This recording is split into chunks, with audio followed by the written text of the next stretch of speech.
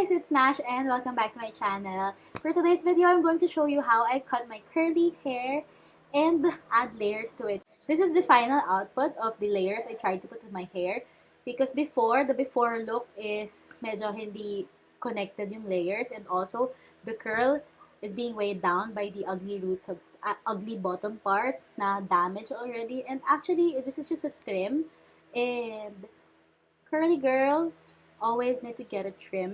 So, guys, if you want to see how I did my layers on my curly hair, I am no expert. I'm not a certified parlorista, but I never get a chance to see a parlor that is focusing on curly hair. Tipo, lagi silang blow dry and like shampoo and cut like straight. So, this is my hair. I know how it will fall down, and I'm responsible on how it will look like if I cut it wrong. So, I hope you learn. And let's get into the tutorial video. Actually, it's just a tutorial. It's just like cut my hair with me as I have another depressive episode. Char. So, let's get into the video. Bye! Speak to me kindly. I'm the type of girl you call wifey. Hi guys, so let's start with my hair. It's like this. So I think it's out of layers already. So what I wanted to do is to again just like reinforce the layers in my hair. And look how my bangs don't look like bangs anymore. So I'm going to show you the layers of my hair. So we are going to work with, I think, 4 or 5 layers. So this is the first layer, the longest layer. This one, the next layer after the longest layer, the third layer, and the fourth layer. My bangs na 40 pieces lang. Char, hindi. 1, 2, 3, 4 pieces of bangs na hindi siya mukhang bangs. Covers my face already. So, let's start with the first layer. For me to at least make it easier to work, ayan, I hold it. Then, this is where I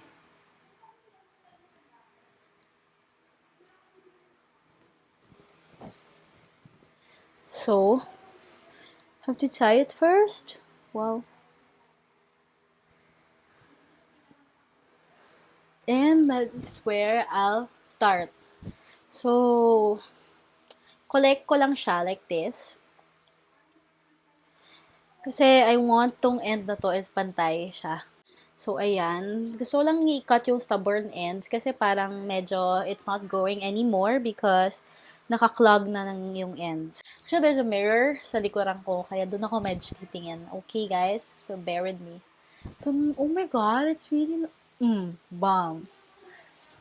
Parang ka nang si Eva sa love story ni Adan at Eva. Ang ingay ng mga tao sa labas mo. Don't think of them, guys. So, edi ayan. Ika-cut ko na to.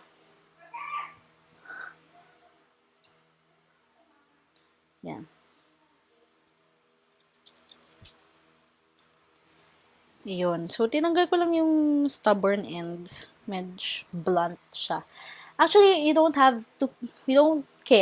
care if blunt yung ends. Kasi my God, guys, curly hair is very unpredictable. Like, mukha siyang blunt next time, and then after your next wash, wala eh.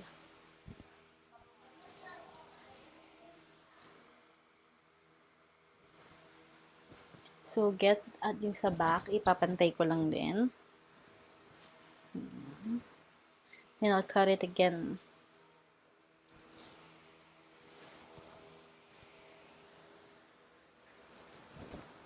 Actually, I'm just eyeballing the length kasi magpa-pop out naman ulit yan after. What we just want is to just give it a trim para magkaroon ulit ng breather yung hair. Okay. So, ayan. The ends are cut na. This is going to be the longest part. So, now, you want the curls to be cohesive, diba? Kasi like, paano ba? Like, they go together. Because, tignan nyo. After nito, dapat pag ganun din. Kasi the thing is, when my hair gets long, nagka-crumps dito yung curl. And, It looks so bulky at the side. Tapos, nawi-weigh down yung curls sa taas. Nagmumukhang like a triangle. So, the next step is to tie this one.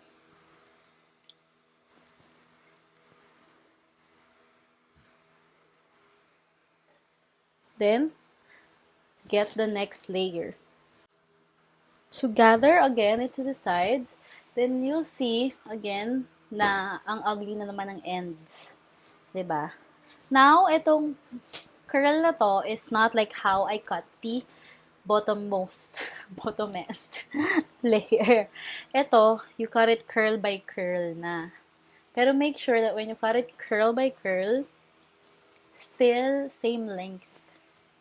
Kasi you don't want to ruin the curl pattern yung kung saan siya nagko-collect. So, just cut it curl by curl. Snippety, snippety, snoop, snoop.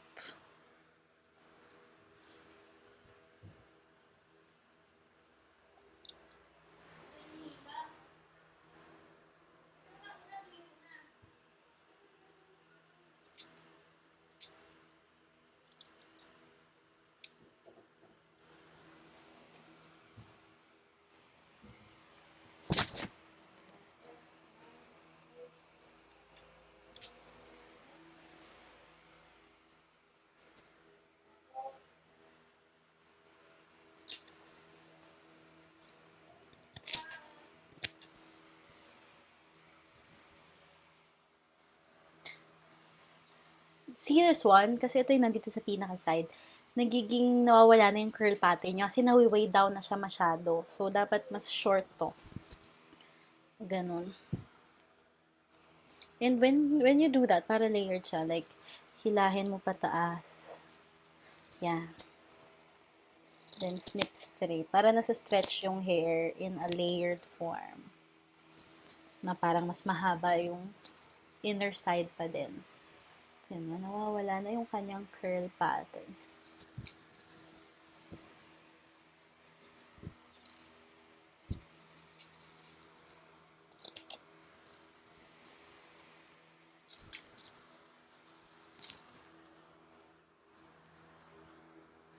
Now on to the next side, just the same.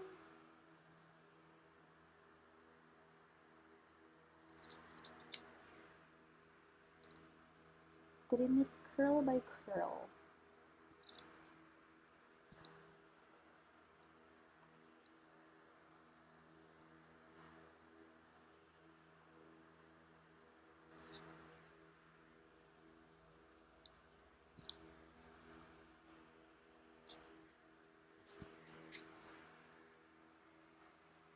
So I'm just checking if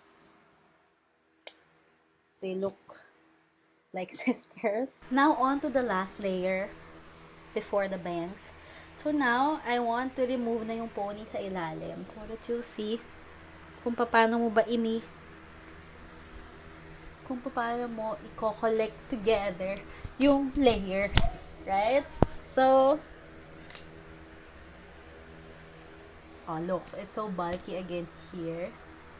So, I'll focus the trimming of the layers here. Oh my god, I look like a lion. Tignan ako mag-cameo sa Lion King. So long. But I just want to put layers, right? We're not...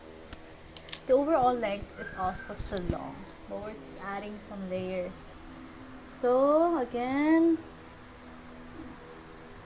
We trim it curl by curl. Actually, ano to eh, judge it by yourself. If that's how you want, how volumized you want your hair to be. So, that's when you cut it. Kung gaano mo ba gusto yung volume.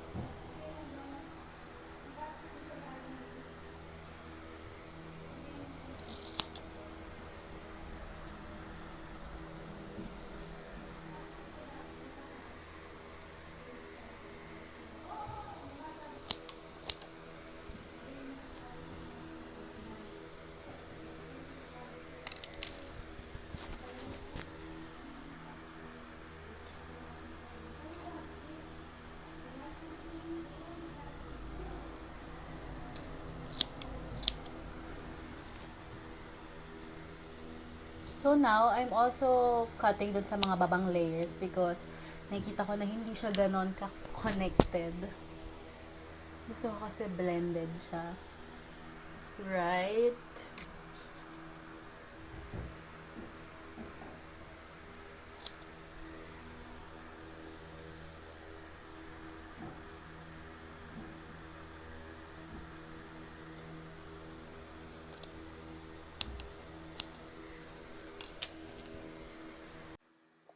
So now, i-connect ko tong down part doon sa next. Para ganon. Kasi gusto ko talaga siya yung layer na V-shape. So, ito lang. Magbabawas lang ako.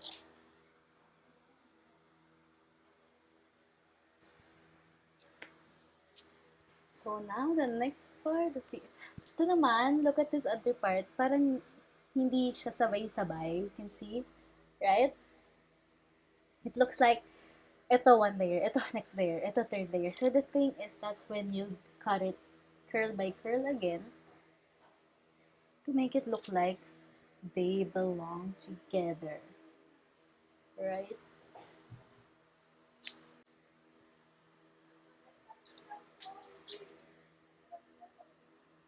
Don't forget the back side, guys, okay? Because it will just look like parang ano sa likod, parang isang malaking kaya dapat pag ginanya mo siya all, huh? You know, look, this triangle ito para siyang may kanto pa. So eyeball lang talaga. It's your hair. Be the judge of your hair. Oh, I don't care because it will eventually grow again. Ano talaga siyang nakahiwalay, no? All the other pieces.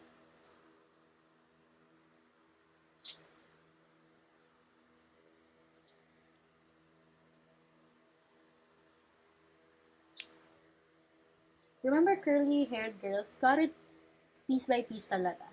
That's the key because if you comb it, then you cut it. The essence here is the cutting is the styling. It's not just because you want the length to reduce. Part of the styling din siya.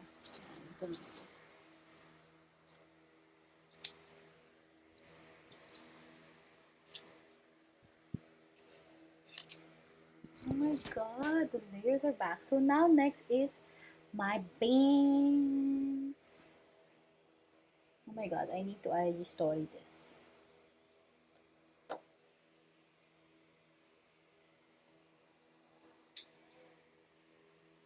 So now,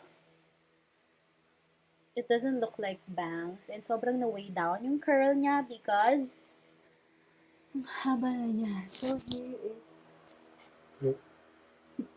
here is how I cut it. Pakunti-kunti because I'm not sure on how it will land sa aking forehead.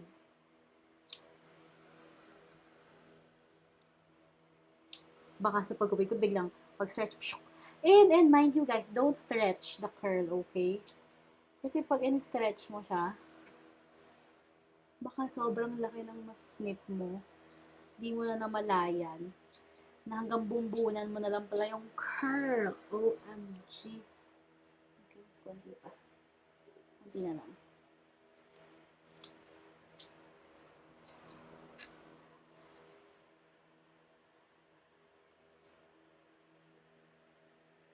Just reinforcing the curl back.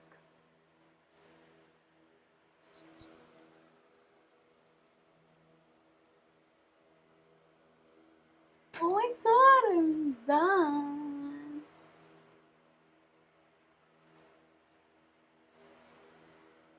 I have bands. 4 pieces. Wait, I want to connect this part sa para ding siyang crown bangs. So I'll snip it pa.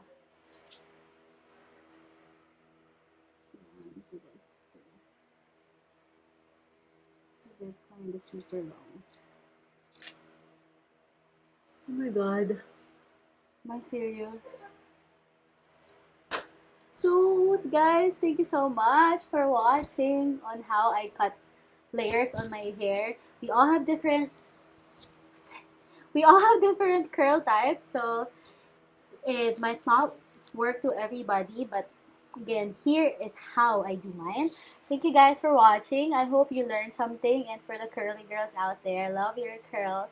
And also, please subscribe to my channel if you're new here. And also, let's stay connected. Don't forget to follow me on all my social media accounts. Is at Queen Nash Rapi. I repeat, at Queen Nash Rapi, Instagram and Twitter. So, hope to see you on my next video. Bye!